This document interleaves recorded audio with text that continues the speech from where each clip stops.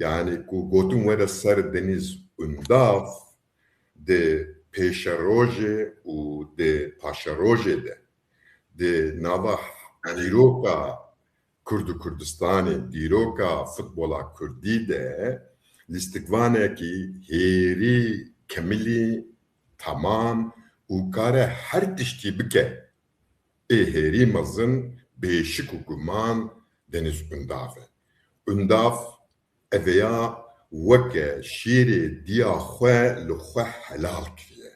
Gava mesela meriv li deniz undav dinêre yani giyanavi, bedenavi jmara nehewqa aerodinamik xuya dike. Yani meriv şaş dimîne.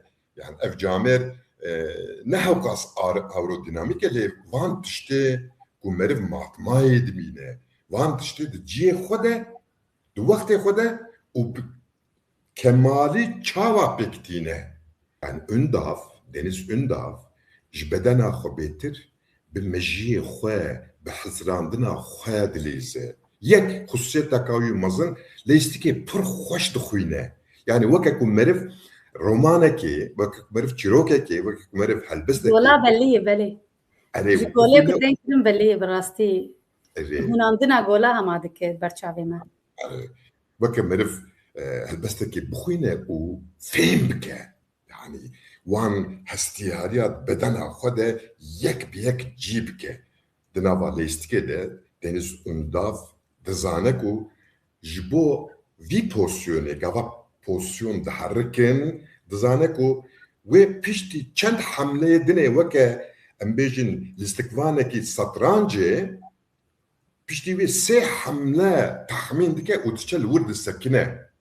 Deniz undav kî ye? Em dizanin ku yekê koçber e êziyediyên Kurda ye ji ber zulm û zora devleta Tirk kalkî wê reviyaya çûye Almanyaya wan dere. Li wir hatiye dinyayê û li wir xwe perwerde kiriye. Li wir eleqa wî û topê futbolê çêbûye û ya rastî jî heqê vî karî daye ku weke di destpêkê de jî min got ev navdarî weke şîrê diya wî lê helal e, lê tê. Hêja ye.